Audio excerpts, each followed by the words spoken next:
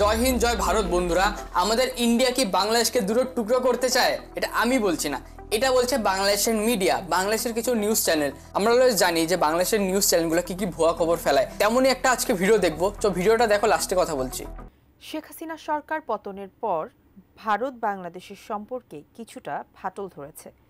Seven sisters, ফেনীর বন্যা পরিস্থিতি ও ইলিশ কাণ্ডে তা অনেকটাই স্পষ্ট। এর মধ্যে সীমান্তে নিরাপত্তা জোরদার করার পাশাপাশি বাংলাদেশকে নিয়ে একের পর এক হুঁশিয়ারি দিচ্ছে ভারত। অনুপ্রবেশ ইস্যুতে দেশটির সরকার প্রধান, স্বরাষ্ট্রমন্ত্রী সহ একাধিক নেতা বাংলাদেশিদের হুমকি দিয়েছেন। এবার খোদ বাংলাদেশকেই ভেঙে ফেলার হুমকি দিল ভারতীয় এক নেতা। আরো জানাচ্ছেন সহকর্মী শাহাদাত রিফাত। तो इंडिया ने पाकिस्तान को तोड़ के बांग्लादेश को बनाया था। इंडिया के पास इतना पावर है कि बांग्लादेश को तोड़कर एक अलग देश बनाए। ছাত্র জনতার গণবিপ্লবের মুখে সাবেক প্রধানমন্ত্রী শেখ হাসিনা ক্ষমতাচ্যুত হওয়ার পর থেকে বিপাকে রয়েছে পার্শ্ববর্তী দেশ ভারত। আঞ্চলিক শক্তির কেন্দ্র এই দেশটিতে সৃষ্টি হয়েছে কূটনৈতিক সংকটও। তার উপর ভারতের অভ্যন্তরে চলা নানা সহিংসতার ঘটনায় বারবার আলোচনায় আসছে বাংলাদেশ। এমন পরিস্থিতিতে বসে নেই ভারতও। নিজেদের নিরাপত্তায় নানা পদক্ষেপ নেয়ার পাশাপাশি বাংলাদেশ ইস্যুতে কঠোর অবস্থানে রয়েছে মোদী সরকার। এর মধ্যে সীমান্তে অনুপ্রবেশ ইস্যুতে বাংলাদেশিদের ক্ষতিকর বলেও অভিহিত করেছেন ভারতের এই সরকার প্রধান। बांग्लादेशी और रोहिंग्या घुसपैठियों के साथ खड़े हैं। ये घुसपैठिए और कट्टरपंथी শুধু প্রধানমন্ত্রী মোদিই নয়, ভারতের কেন্দ্রীয় স্বরাষ্ট্রমন্ত্রী অমিত শাহ কয়েকদিন আগে বাংলাদেশি অনুপ্রবেশকারীদের উল্টো করে ঝুলিয়ে শায়েস্তা করার হুমকি দেন। যদিও পরে এই বক্তব্যের কড়া প্রতিবাদ জানায় বাংলাদেশ। তাই সবাই আশা করেছিল হয়তো ভারতীয় নেতারা এবার লাগাম টানবেন। एक बार झारखंड सरकार बदल दीजिए, रोहिंग्या और बांग्लादेशी घुसपैठियों को चुन चुन कर झारखंड के बाहर भेजने का काम भारतीय जनता पार्टी करेगी। তো এখানে এরা বলছে, অমিত শাহ বলেছে বাংলাদেশিদের উল্টো করে ঝুলিয়ে শাস্তি দেবে।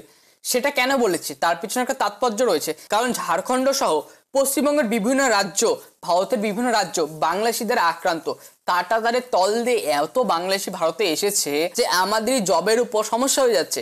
তারা ফেক আধার কার্ড বানিয়ে, ফেক ভারতীয় ডকুমেন্টস বানিয়ে আমাদের ভারতীয়দের সাথে এখন স্ক্যাম করছে। তাই অমিত শাহ বলেছে, আর উল্টা করে ঝুলিয়ে মারার কথা বলেনি, ওটা জাস্ট বলেছে শাস্তি দেওয়ার কথা, যেমন তাদের পুলিশের কাছে ধরিয়ে দিবে, এইসব টাইপের কথা বলেছে।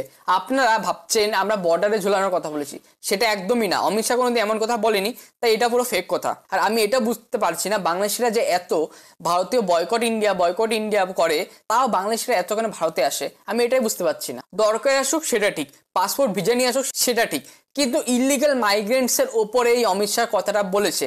যারা লিগেল এসেছে তাদের কথা বলেনি, যারা অবৈধভাবে এসেছে তারা তো একটা আসামি, তারা তো অপরাধী, তাই অপরাধীদের শাস্তি তো দেওয়া হবে, এই কথাটাই অমিত শাহ বলেছে। তবে লাগাম টানা তো দূরের কথা, এবার ভারতের ক্ষমতাসীন বিজেপির মিত্র দলের অন্যতম শীর্ষ নেতা প্রদ্যুৎ কিশোর বাংলাদেশকেই ভেঙে আরেক নতুন দেশ তৈরির হুমকি দিয়েছেন। তিনি দাবি করেছেন ভারতের নাকি এই সক্ষমতাও রয়েছে। हमको चैलेंज करेगा तो इंडिया ने पाकिस्तान को तोड़ के बांग्लादेश को बनाया था और आज भी इंडिया के पास इतना पावर है कि बांग्लादेश को तोड़कर एक अलग देश बनाए।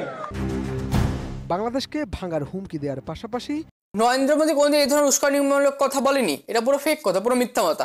নরেন্দ্র মোদী কোনো দিনও এই ধরনের কথা বলেনি, এটা পুরো ফেক কথা এখানে বলা হচ্ছে। দেখো, আপনি একটা লক্ষ্য করলে দেখবেন বাংলাদেশি মিডিয়া কিভাবে ওয়ার্ডগুলা ব্যবহার করে, কিভাবে উস্কানিমূলক কথা বলে, যার ফলে দু দেশের মধ্যে হেড ফলে। ঠিক আছে, বিজেপির মিত্র দলের এই নেতা দাবি করেন যদি ত্রিপুরা সাহায্য না করত তাহলে বাংলাদেশও হতো না এবং মুক্তি বাহিনী বলেও কিছু থাকতো না। इंडिया के सहारे, त्रिपुरा के सहारे, अगर त्रिपुरा नहीं होता तो मुक्ति वाहिनी नहीं होता। लेकिन অবশ্যই এই কথা ঠিক যে মণিপুরের অবদান প্রচুর বেশি। মণিপুরের লোকরা নিজে জান প্রাণ দিয়ে বাংলাদেশকে বাঁচিয়েছিল পাকিস্তানের হাত থেকে।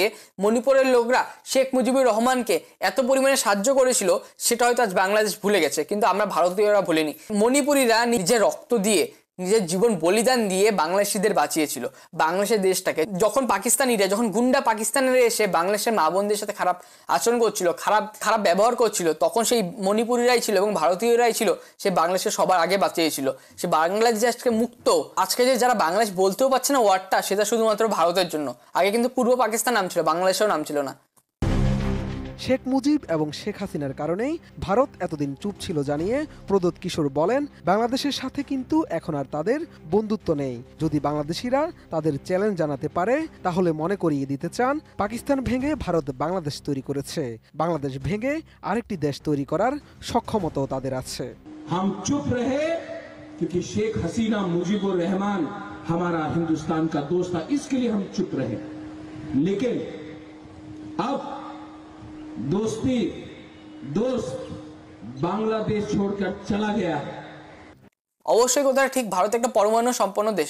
ভারতের কাছে বর্তমানে অনেক পাওয়ার আছে। বিশ্বের 9টা দেশের কাছেই পরমাণু বোমা আছে, তার মধ্যে ভারত একটা। আর সবচেয়ে পাওয়ারফুল, ওয়ার্ল্ডে এখন তৃতীয় পাওয়ারফুল ভারত। চতুর্থ ছিল রাশিয়াকেও টপকে যাচ্ছে ভারত আস্তে আস্তে। তৃতীয় হওয়ার পথে, প্রায় ধরো হয়েই গেছে, তৃতীয় শক্তিশালী দেশ। এই দেশের সাথে বাংলাদেশ যে পাঙ্গা নেওয়ার কথা বলে, 7 সিস্টার দখল করার কথা বলে, আমি জানি না কোন সাহসে বলে এটা, যে বাংলাদেশি কিভাবে বলে। ভারতের কাছে অগ্নি 5 এমন একটা মিসাইল না 5000 কিলোমিটার পার করে মারে। এখান থেকে যদি মারা যায় না, রাশিয়া পার হয়ে মিসাইলটা, এত পাওয়ারফুল রেঞ্জের মিসাইল। ওয়ার্ল্ডের মধ্যে নিউক্লিয়ার কান্ট্রি যে আছে না 9টা, তার মধ্যে 8টা কান্ট্রির কাছেই আছে 5000-এর বেশি। তার মধ্যে ভারত সবচেয়ে টপ, তার মধ্যে ভারতের ওয়ান অফ দ্য বেস্ট আছে। পাকিস্তানের কাছে ওই মিসাইল নেই, কিন্তু ভারত কোনোদিনও কারোর উপর আগে আক্রমণ করে না। ভারতীয়দের ঐক্যবদ্ধ থাকার আহ্বান জানিয়ে বিজেপির মিত্র দলের এই নেতা বলেন, বাংলাদেশিরা এখন ভারতের বিরুদ্ধে স্লোগান দিচ্ছে, দাবি করছে তারা নাকি ভারতের ত্রিপুরা এবং উত্তর পূর্বাঞ্চলীয় রাজ্য দখল করবে। তাই সবাইকে সচেতন থাকতে হবে। आप लोग अपना ये जो हथियार है वापस घर के अंदर रख दो। नेक्स्ट टाइम आप अगर हमारे माइनॉरिटीज के खिलाफ आप कुछ करते हैं, क्रिश्चियन हो जो गिरजा में पूजा करता है, बुद्धिस्ट हो जो बुद्ध भगवान का प्रार्थना करता है, हिंदू हो, तिपरासा हिंदू हो या बंगाली हिंदू हो जो पूजा करता है मां काली का, उसको भी अगर आपने एक बार छू के देखा तो हमको भी विचार करना पड़ेगा। প্রদ্যোৎ কিশোর আরো বলেন, ভারতের মুসলিমরা হিন্দু মন্দির রক্ষা করে, তাদের রাজবাড়িতে এখনো নামাজ হয়, এটি ভারতের সংস্কৃতি। কিন্তু বাংলাদেশের মানুষ এই বিষয়টিকে শ্রদ্ধা জানায় না। मुसलमान भी आज त्रिपुरा में हमारा जो मूर्ति है उसका रक्षा करता है और राजबाड़ी में भी नमाज पढ़ा जाता है, ये हमारा कल्चर। মূলত বাংলাদেশের সংখ্যালঘু এবং উপজাতিদের উপর নির্যাতনের অভিযোগ তুলে 26 সেপ্টেম্বর ত্রিপুরায় মিছিল করেছে স্থানীয় রাজনৈতিক দল ত্রিপুরা মোথা। সেখানেই প্রধান অতিথির বক্তব্যে এসব মন্তব্য করেন ভারতের ক্ষমতাসীন বিজেপির মিত্র দলের অন্যতম এই শীর্ষ নেতা। শাহাদাত রিফাত, এটিএন নিউজ, ঢাকা। আমরা অতিথি দেব ভবতে বিশ্বাস করি। যারা আমাদের অতিথি তারা আমাদের ভগবানের কত। আমরা অলওয়েজ দেখি মানুষটার মনটা কেমন, আমরা মানুষ দেখি। কিন্তু অপরদিকে বাংলাদেশে অলওয়েজ দেখা যায় যে দুর্গাপূজার বিরোধ হয়, হিন্দুদের ওপর বিরোধ হয়, হিন্দুদের নিজের ধর্ম পালন করতে গিয়ে আটকানো হয়। তো ভিডিওটা দেখে তোমাদের কি মনে হলো নিজের বক্তব্য কমেন্টে জানাও এবং কমেন্টে লেখো। আমার সাথে সাথে তোমরাও কি ভাবো এই টপিক নিয়ে, যে ইন্ডিয়া বাংলাদেশে যে এত সমস্যা হয়েছে, কমেন্টে লিখো। আমি ওয়েট করে থাকবো তোমাদের কমেন্ট পড়ার জন্য। আর যারা বাংলাদেশ থেকে দেখছো তারাও কমেন্ট করবে যে তোমাদের কি মনে হচ্ছে, এবং চ্যানেলটাকে লাইক অ্যান্ড সাবস্ক্রাইব করে আমাদের সাথে জুড়ে যাও। এবং রিসেন্টলি আমরা বাংলাদেশকে আরো ভিডিও বানিয়েছি, তোমরা চাইলে এটা দেখতে পারো, যে বাংলাদেশের রিসেন্ট পলিটিক্স সম্পর্কে সম্পূর্ণ। তো এটাই ছিল আজকে ভিডিও। ততক্ষণ বাই বাই, টেকে দেখা হচ্ছে পরে ভিডিওতে।